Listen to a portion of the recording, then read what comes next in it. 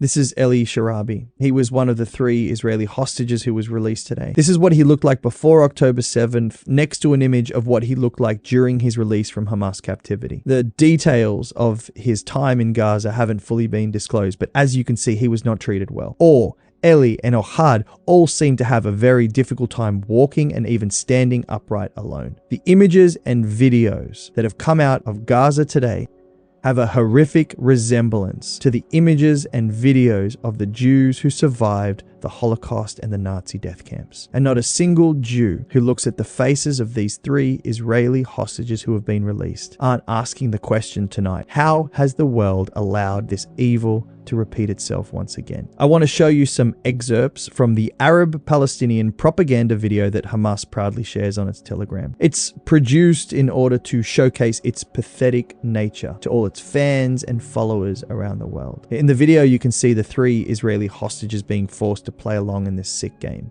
If you haven't figured it out by now, Hamas cares more about creating content than caring about its own people. But I want you to take a closer look at the terror tunnels in the videos. The terror tunnels that were built and paid for by the humanitarian aid money that was funneled into Gaza. This is potentially where these 3 hostages were being held for 490 days. Look at the scores of Hamas terrorists who are now confidently wearing their uniforms yet still choosing to hide their cowardly faces. And look at the disgraceful terrorist sympathizing non-profit employees of the Red Cross. Neither of these 2 individuals visited or reported on the well-being of Israeli hostages at any point during the last 15 months. But all of a sudden, when the Hamas cameras come out, they show up. In my eyes, they are just as much terrorists as the terrorists they're sitting next to during this poisonous parade. And of course, what would a terrorist propaganda video be without his mating call?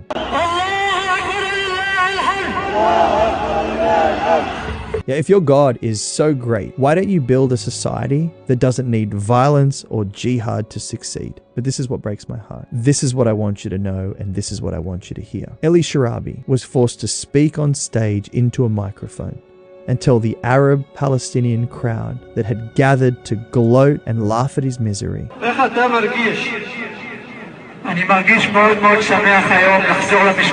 how happy he was to finally be going home, how grateful he was to finally be reunited with his wife and 2 daughters. This is Eli's family. Eli's wife and 2 daughters were brutally murdered on October 7th, 2023 by Hamas. They were killed by Arab Palestinians while they were hiding in their safe room in Kibbutz Be'eri. Eli didn't know this. But Eli found out this information when he finally made it back to Israel. Hamas are monsters. And Hamas will only ever produce more monsters from the Palestinian children they control.